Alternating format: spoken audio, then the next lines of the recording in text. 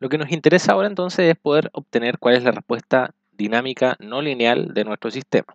Para eso, lo que vamos a hacer es utilizar nuestro espectro de respuesta lineal y lo vamos a dividir por un cierto factor R. ¿Ya? En realidad así es como lo haríamos si lo estuviésemos haciendo con espectros de respuesta normativos, ¿ya? Con espectros de diseño que se denominan. Sin embargo, lo que vamos a hacer aquí va a ser un análisis un poquito más sofisticado, una herramienta que en realidad sirve para introducir al factor R de ductilidad y de esta manera poder un poco justificar el uso de estos valores R que en realidad están extendidos por todo el mundo. Ya, entonces vamos a entonces responder a estas preguntas que aparecen aquí, estas dos últimas preguntas. ¿Se mantiene la estructura en rango lineal? Y por lo tanto poder responder si es que es correcto el desplazamiento máximo calculado y si es correcto el cortante máximo. ¿Ya? Entonces sabemos que si es que en cualquier caso nuestra estructura supera el desplazamiento de fluencia o la fuerza de fluencia definida para nuestros materiales, significaría que nuestros análisis no son correctos, ¿ya? Dado que nosotros estamos asumiendo una integración con constitutiva lineal elástica. Pero no nos vamos a quedar ahí y vamos a introducir un par de conceptos más para poder corregir nuestros valores y poder obtener los desplazamientos máximos corregidos dependiendo de cuál sea el caso. ¿Ya? Entonces lo primero que vamos a hacer va a ser eh, chequear si es que nuestra estructura en realidad alcanzó la fluencia. Esta estructura está formada, dijimos que los elementos estructurales eran simplemente las dos barras, los dos arrastramientos. Entonces no le estamos atribuyendo ninguna capacidad estructural a las columnas. Entonces si es que nuestra estructura va a entrar en fluencia producto de la tracción de las barras y no por la flexión de las columnas. Eso es un principio, vamos a partir con esa premisa. Entonces nosotros tenemos nuestra estructura aquí y nosotros dijimos que la fuerza que actúa aquí, la fuerza máxima que actúa en el tope de nuestra estructura, que es igual al cortante basal, o sea, la reacción basal, que vendría siendo la reacción que se divide entre esta de aquí, que sería Q medios, y esta de acá, que sería otros Q medios. ¿Cierto? El cortante basal que nosotros obtuvimos para nuestra estructura era igual a, vamos a verlo por acá, 47 toneladas fuerza, ¿ya? 47.010 kilogramos fuerza. Entonces vamos a anotarlo por aquí. Entonces, por lo tanto, cada una de las barras queda sometida a Q medios, ¿cierto? Porque finalmente cada barra se distribuye la carga a la mitad. Pero nosotros tenemos que considerar que las barras trabajan solamente axialmente y no en corte, y por lo tanto la fuerza que transmite cada una de las barras es solamente en la dirección de cada barra, ¿ya? Y nosotros tenemos que la fuerza del corte es una fuerza lateral, ¿ya? Entonces, haciendo, digamos, el diagrama de cuerpo libre de este punto de aquí, yo voy a decir que este de aquí es alfa. Esta sería la fuerza de una de las barras, F barra lo voy a llamar, y esto es Q medios. Entonces, la fuerza que se transmite por la barra, haciendo el equilibrio en el eje X, yo tengo que la fuerza que transmite cada una de las barras es igual a, por el coseno de alfa, es igual a Q medios, ¿cierto? Por equilibrio de fuerzas en el eje X. Entonces yo lo que voy a decir es que la fuerza que está transmitiendo cada una de las barras va a ser igual a Q medios dividido en el coseno de alfa. Que en nuestro caso, dado que nuestro triángulo es una terna pitagórica, ¿cierto? Tenemos un 3, 4, 5. El coseno de alfa sabemos que es 4 quintos y por lo tanto esto nos queda como que la fuerza de la barra es igual a Q medios por 5 cuartos, ¿cierto? 4 quintos al revés, 5 cuartos. Entonces esto va a ser igual a 5Q partido por 8. Esa entonces sería la fuerza que transmite cada una de las barras. Calculemos cuánto es esa fuerza. Vamos a decir entonces que la fuerza que transmite cada barra, F barra, va a ser igual entonces a Q por 5 octavos.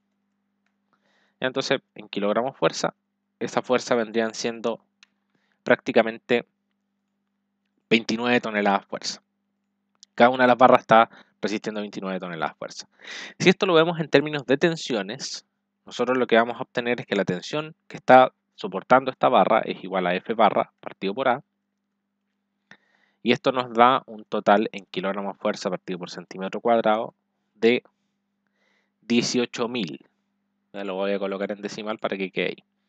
Tenemos que la tensión que está soportando cada una de las barras son 18.000 kilogramos fuerza por centímetro cuadrado, que supera largamente la tensión de fluencia de nuestras barras, que estaba definida en 2500. Entonces nosotros tenemos que no se cumple la hipótesis.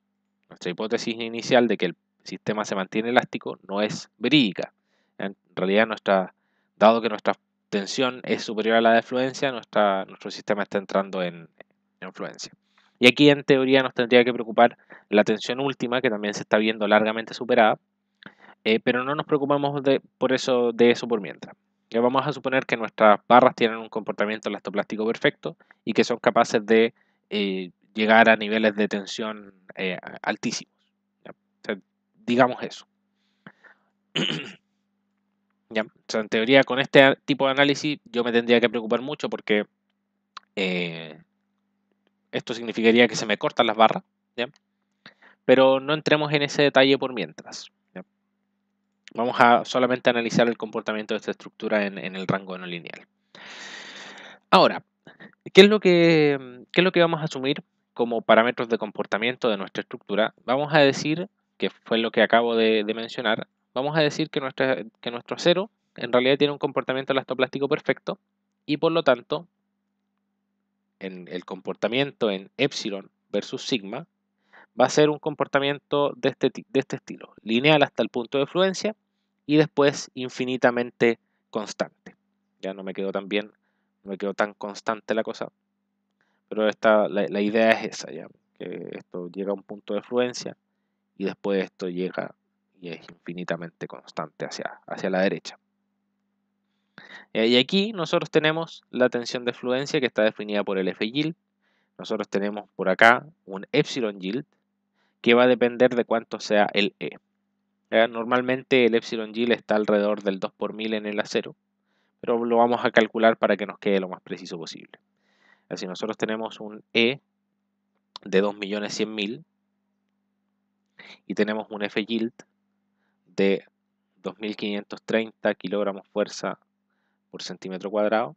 Entonces nuestro E es igual a F yield partido por epsilon yield y por lo tanto nuestro epsilon yield es igual a F yield partido por E. ¿Ya? Calculémoslo por acá. Nuestro epsilon yield, vamos a decirle EI, va a ser igual a nuestro F yield dividido en E. ¿Ya? Perdón, aquí me falta colocarlo como subíndice.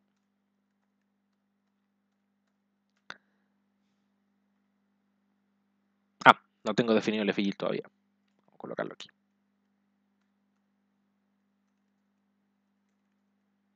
F yield va a ser entonces 2530 kilogramos fuerza por centímetro cuadrado. Y nuestro epsilon yield entonces nos estaría dando, vamos a colocarle más decimales a esto.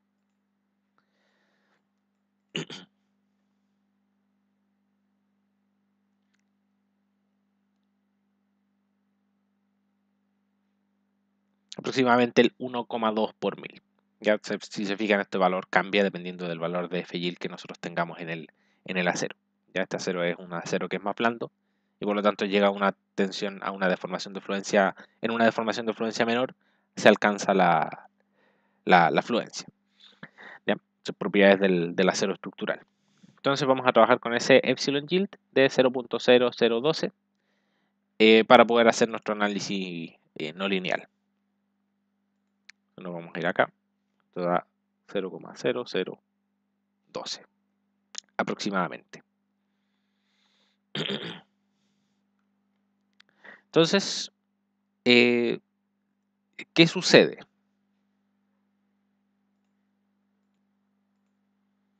En el comportamiento de estas estructuras no lineales, yo voy a tener dos posibilidades, ya que esto es parte de una teoría que es bastante aceptada.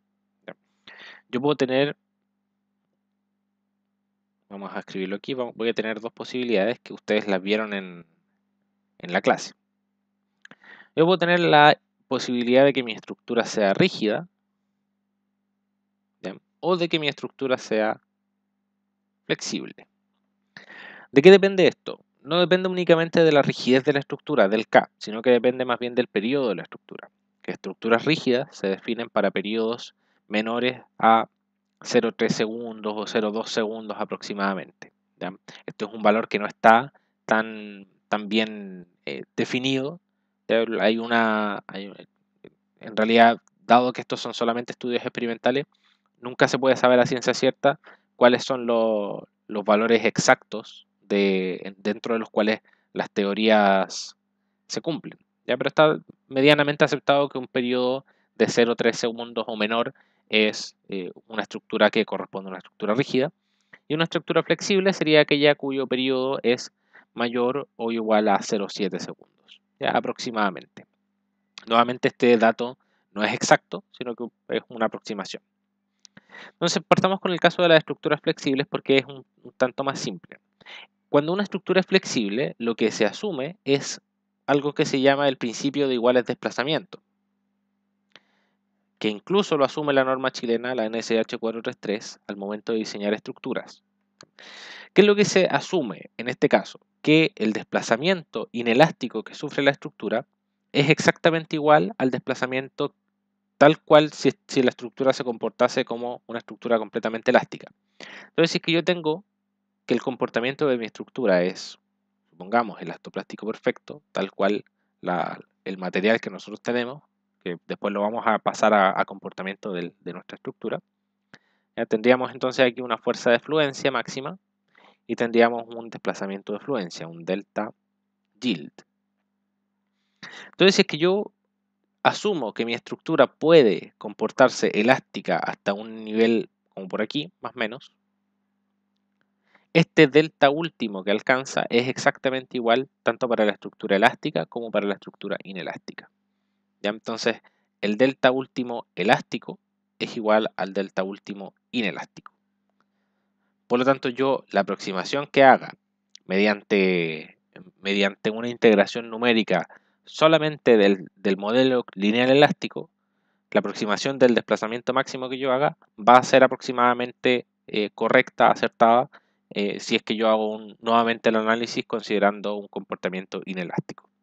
Entonces esto lo asume la norma chilena para diseñar. Dice, usted le doy el espectro elástico de diseño y el espectro elástico de diseño de desplazamientos. Usted no tiene que dividirlo por nada y con eso va a tener su desplazamiento inelástico para diseñar su estructura. Ya esto en realidad tiene que ver con el SDE de la norma, no con las pseudoaceleraciones. Las pseudoaceleraciones sí las divide por R. ¿Qué es lo que está considerando entonces la normativa? Que la fuerza máxima, yo tengo aquí una fuerza elástica, digamos que este fue el punto máximo de desempeño de mi estructura. Mi estructura nunca va a poder aguantar esta fuerza porque en realidad su comportamiento es elastoplástico. Entonces, al momento de que llegue a esta fuerza elástica, en realidad se va a comportar va a llegar a este plató de aquí, entonces va a llegar a un máximo y no va a poder soportar más fuerza de la que está pensada para soportar. Sin embargo, se va a seguir deformando. Entonces yo tengo que ser capaz de proveerle una capacidad de deformación adicional a la deformación de fluencia, ¿ya? Y por lo tanto aquí se define la ductilidad como el delta último partido en el delta yield. Ahora, dado que en este tipo de estructura yo estoy asumiendo que el desplazamiento último elástico es igual al desplazamiento último inelástico, entonces yo lo que tengo es que R, que está definido como FE partido en F yield, es proporcional a mu.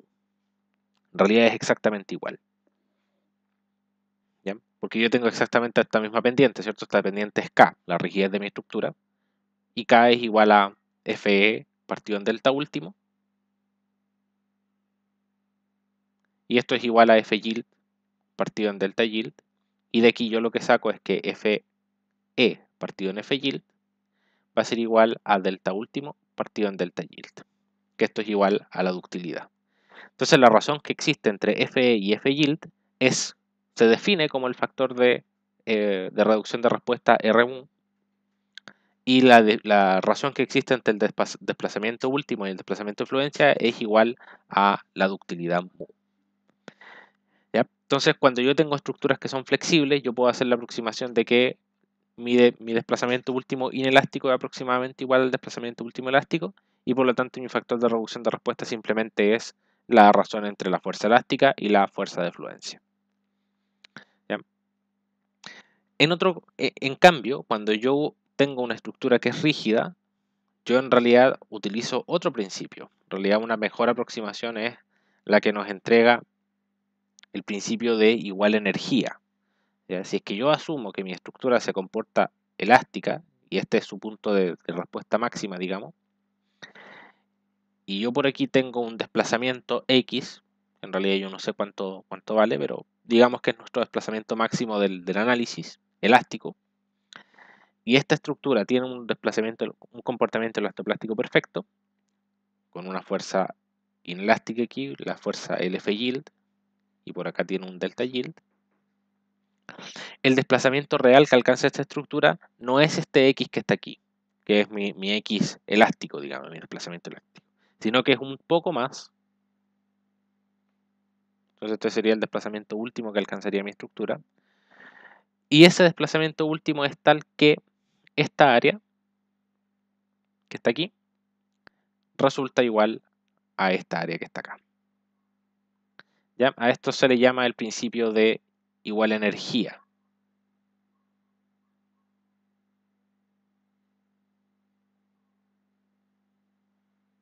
Donde nosotros decimos que la energía elástica necesaria para deformar el sistema es igual a la energía inelástica necesaria para deformar el sistema.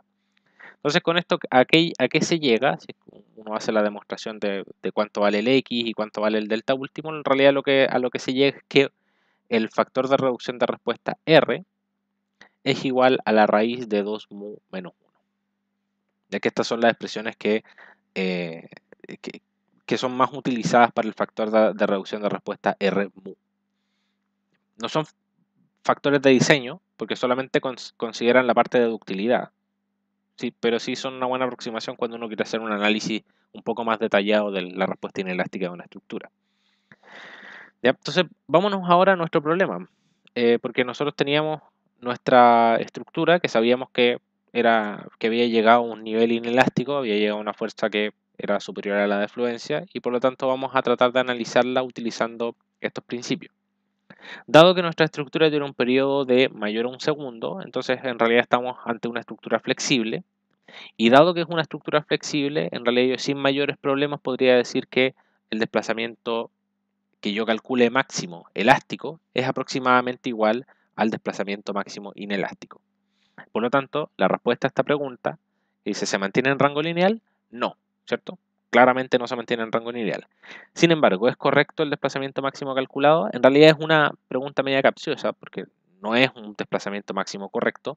Sin embargo, podríamos decir que se aproxima bastante. Ya entonces el desplazamiento máximo inelástico va a ser bastante parecido a este desplazamiento máximo elástico de 5,47 centímetros. ¿Ya? Y por otro lado nos preguntan, ¿es correcto el cortante máximo? Y esta pregunta sí que no, ¿cierto? El cortante máximo de nuestra estructura no puede ser el valor que obtuvimos, que vendría siendo este valor de Q de aquí, dado que nosotros sabemos que nuestra estructura soporta en realidad una cantidad determinada de fuerza antes de la fluencia. Entonces, démonos el trabajo de calcular cuánta es esta fuerza de fluencia en nuestra estructura. Para eso solamente necesitamos las propiedades de la estructura, no necesitamos las propiedades, no necesitamos el sismo. Entonces, lo que vamos a hacer ahora se llama construir el espectro de capacidad de esta estructura, y el espectro de capacidad lo podemos comparar con el espectro de respuesta de nuestro sismo. Vamos a ver cómo en las siguientes, en lo sucesivo.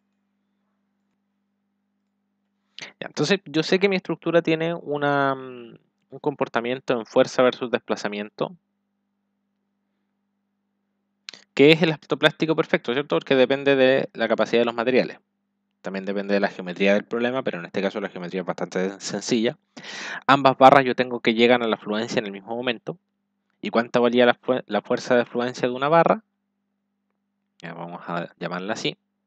La fuerza de fluencia de una barra sabemos que vale... No lo tenemos, ¿cierto? Pero sabemos que vale F yield por el área.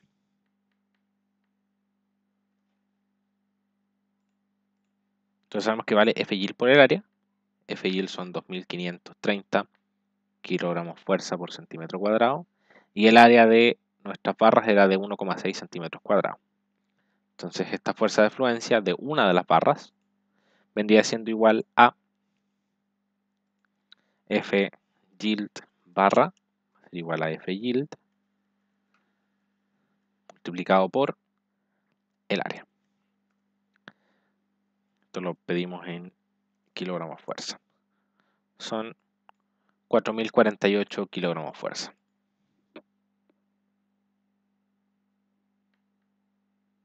Pero esta no es la fuerza lateral máxima que yo le puedo aplicar al sistema, dado que las barras en realidad soportan un poco más de fuerza que la fuerza lateral. ¿Cierto? Nosotros tenemos eso graficado nosotros tenemos esto aquí, ¿cierto? En nuestro diagrama de cuerpo libre, nosotros tenemos que en realidad la fuerza de la barra contribuye con Q medios. ¿Ya? Y también tiene que ver, tiene una reducción dado el ángulo con el que está la barra. Entonces yo tengo que la fuerza de la barra es igual a 5Q octavos. Esto es para una barra. Entonces si es que yo tengo una sola de las barras, que yo tengo que F barra es 4048, y esto lo igualo con esta formulita que yo tengo acá, 5Q octavos. Entonces yo puedo calcular el Q yield, ¿ya? Que vendría siendo nuestra fuerza de fluencia lateral. Entonces nuestra fuerza de fluencia lateral va a ser igual a 8 por 4048 dividido por 5.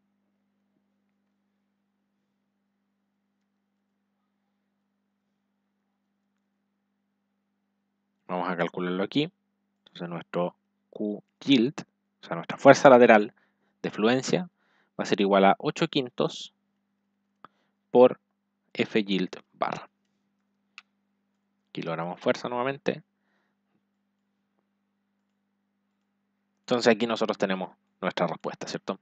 Nuestro cortante de fluencia, la fuerza máxima de fluencia, son 6.476,8 kilogramos fuerza. Y nuestro sistema está, esto considerando las propiedades de los materiales, nuestro sistema, nuestra estructura, no puede soportar más que esta fuerza. Nunca va a poder soportar más que esta fuerza. Se va a deformar más, pero nunca va a poder aguantar más que la fuerza de 6.476,8 kilogramos fuerza. Que justamente se observa en que está inelástico, está trabajando inelástico. Entonces nosotros la fuerza que nosotros tenemos por aquí es de 6.476,8. Por lo tanto, cuando nos pregunten cuánto es el cortante máximo experimentado por esta estructura, ¿ya? ¿Es correcto el cortante máximo? No. ¿Cuánto es el cortante máximo experimentado por la estructura? El valor de fluencia, ya que en este caso serían los 6.476,8 kilogramos fuerza. Finalmente nos piden, estime la ductilidad experimentada por la estructura y estime el coeficiente R mu. ¿Ya? En principio, nosotros directamente podríamos aplicar lo que comentamos acá, ¿cierto? Y decir que nuestro factor R de ductilidad va a ser igual a la fuerza elástica dividido en la fuerza de fluencia. ¿Ya? Por lo tanto, nuestro valor R va a ser igual a la fuerza elástica, que nosotros lo teníamos con la variable Q, dividido en el Q yield. Entonces nuestro valor de R es igual a 7.258 y por lo tanto nuestro valor de mu va a ser igual. 7.258 sería el valor de ductilidad alcanzado por nuestra estructura. Entonces vamos a anotarlo por aquí. nuestro factor R de ductilidad va a ser igual a nuestro cortante máximo que habíamos calculado elástico, que eran 47.010 kilogramos fuerza, dividido en el cortante yield, ¿ya? Que son 6.476,8 kilogramos fuerza. Y esto nos da un valor de R de 7.258, que es igual al valor de mu. ¿Por qué? Porque nosotros estamos trabajando con una estructura flexible, ¿cierto? En donde los desplazamientos son, el desplazamiento elástico es igual al desplazamiento inelástico, ¿ya? Por lo tanto, nosotros de aquí lo único que podríamos estimar es cuánto es nuestro delta yield, ¿cierto? Nuestro desplazamiento de fluencia, dividiendo nuestro desplazamiento máximo entre mu, ¿ya? Entonces nosotros, dado que nosotros tenemos que mu está definido como delta último dividido en delta yield, nosotros vamos a tener que delta yield es igual a, vamos a hacer el despeje aquí, es igual a delta U partido por mu.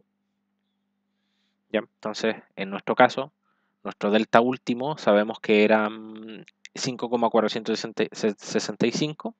Entonces nuestro desplazamiento yield, vamos a ponerlo así, va a ser igual a nuestro SD dividido por mu, dividido por R en este caso, dado que son iguales, ¿cierto? Entonces vamos a colocarlo en centímetros. Nuestra estructura entonces estaría entrando en fluencia a los 0,753 centímetros.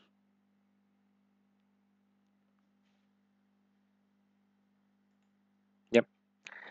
En este caso se hace el procedimiento relativamente sencillo, ¿cierto? Cuando nosotros tenemos una estructura elástica, todo es mucho más simple, dado que R coincide con el R de ductilidad coincide con la ductilidad.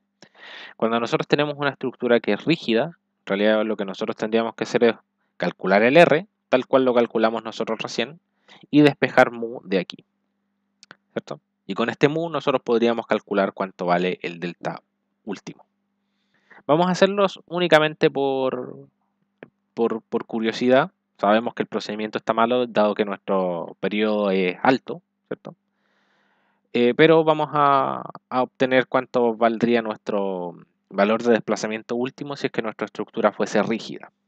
Nosotros tenemos un RMU, que es igual a 7,258. Y esto vamos a decir, asumiendo que la estructura es rígida, que es igual a 2 mu menos 1 bajo raíz, ¿cierto? Entonces nosotros de aquí sacaríamos que mu es igual a 7,258 al cuadrado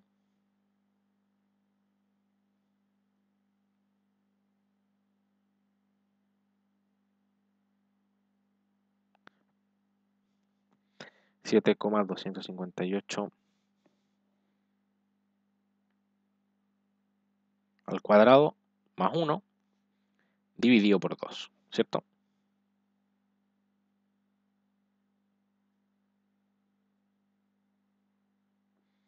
Y esto sería igual a 26,84. Fíjense que no es una ductilidad bastante alta. En realidad, normalmente las estructuras no alcanzan estos niveles de ductilidad. Pero sigamos solamente por saber cómo sería el procedimiento en caso de, ¿cierto? Si es que la masa fuese más chica, por ejemplo, en este problema, nosotros tendríamos una estructura que sería mucho más rígida de lo que tenemos, ¿cierto? Y en este caso, dado que mu es igual a 26,84 y mu se define como delta yield, o sea, perdón, delta último dividido en delta yield, nosotros en realidad lo que tendríamos es que el delta último va a ser igual a 26,84 veces el delta yield, ¿ya? Y el delta yield nosotros lo tenemos acá, es 0,753 centímetros. Lo multiplicamos por 26,84 y nos va a dar un aproximado de cuánto sería el desplazamiento último de nuestra estructura si es que esta fuese rígida.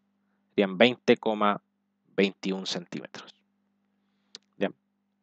Sabemos que el procedimiento obviamente está erróneo porque nosotros no tenemos una estructura rígida, pero esto es solamente para ejemplificar cómo podríamos, a partir de estas fórmulas bien sencillas, poder estimar un desplazamiento inelástico, último, a partir de un análisis puramente elástico. Nosotros no hemos hecho uso, salvo el de la constitutiva en este caso, salvo del uso de la curva constitutiva, nosotros no hemos hecho uso de ningún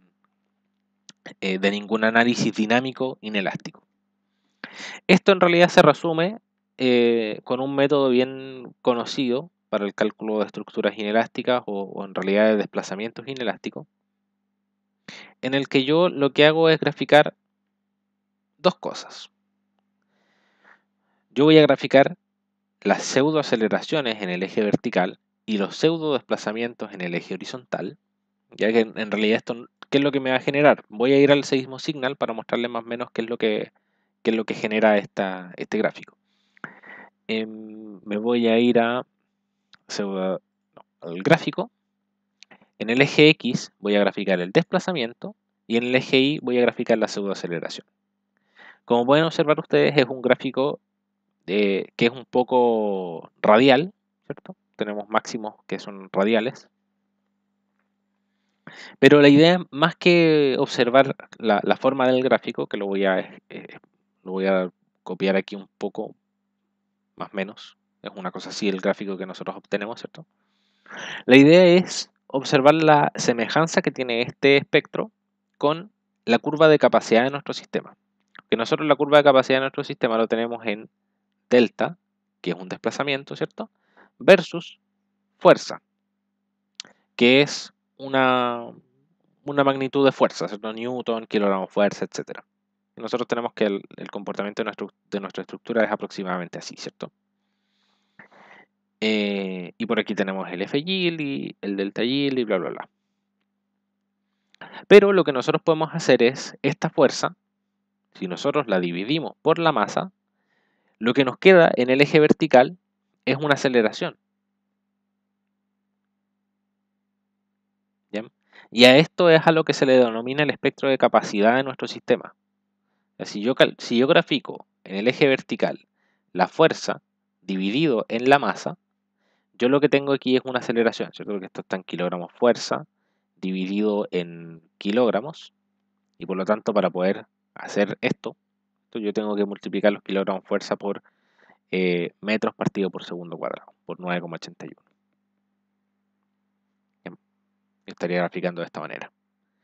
Y en el eje horizontal mantengo el delta, ¿cierto? Que lo voy a dejar en centímetros por ejemplo.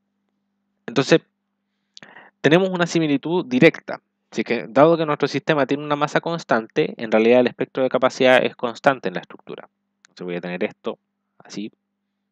Voy a tener exactamente el mismo gráfico, elastoplástico perfecto, pero en lo que se denomina espectro de capacidad. Entonces, para obtener la respuesta inelástica de un sistema, yo puedo, sobre este espectro graficado de esta forma, ¿cierto? Las pseudoaceleraciones en G por aquí y los pseudo desplazamientos en centímetros por acá, yo puedo superponer el espectro de capacidad también en pseudoaceleraciones versus desplazamiento, ¿ya?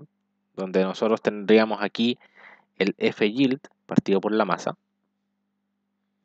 y por aquí nosotros tendríamos el delta yield, que se puede calcular, y si es que yo estoy utilizando el principio de iguales desplazamientos, en realidad tendría que hacer esto, extender el comportamiento elástico hasta topar con el espectro, leer por aquí cuánto vale esta pseudoaceleración elástica, y la razón que hay entre esta pseudoaceleración elástica y la pseudoaceleración inelástica vendría siendo mi factor de reducción de respuesta R.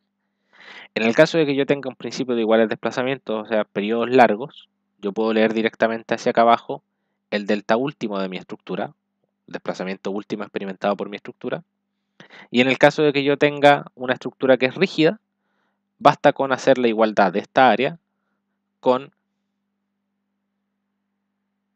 esta área de acá. Y al hacer esa igualdad voy a obtener el delta último de mi estructura por acá. Ya este es un método que es bastante utilizado para poder obtener desplazamientos últimos de estructuras y en cierto modo de hacer una aproximación de la respuesta inelástica del sistema utilizando el mismo espectro de respuesta elástico. Si es que se quiere, nosotros podríamos decir que en realidad lo que nosotros estamos haciendo es obtener un cierto punto de desempeño, un cierto punto de desempeño que vendría estando por aquí o por acá, en cualquiera sea cual sea el caso, ¿cierto? Si es que tengo principios de iguales de desplazamiento, entonces vendría siendo este. ¿Ya? Este sería para estructuras eh, flexibles y esto sería para estructuras rígidas. Entonces, en realidad, si es que se quiere ver de esta manera, nosotros en realidad lo que estaríamos haciendo es dividir nuestro espectro por el valor de R, y en realidad nuestro espectro inelástico vendría estando dado por algo así, o por algo así, ¿cierto? Eso serían nuestras dos posibilidades de espectro dependiendo de si es que la estructura es flexible o es rígida. Ya, pero en realidad no nos metamos mucho con eso, en realidad la idea es mostrarle un poco cómo hacer estos análisis inelásticos únicamente utilizando herramientas bastante sencillas. Con eso entonces llegamos al final de la ayudantía de hoy. Espero que esta última parte no los haya confundido mucho, sino que les haya servido para poder aumentar un poquito sus conocimientos acerca de los comportamientos inelásticos que normalmente no se tocan mucho en el curso de ingeniería antisísmica. ¿Ya? En la próxima ayudantía entonces estaríamos revisando sistemas de varios grados de libertad, haciendo el proceso de condensación estática y dependiendo de cuánto avancen con el profe eh, estaríamos ya entrando en el proceso de diseño de una estructura, ya en lo que tiene que ver con el análisis dinámico, no con el diseño propiamente tal. Entonces con eso finalizamos esta ayudantía. Espero que les sirva poder ver estos videos y tenerlos para consulta posteriormente.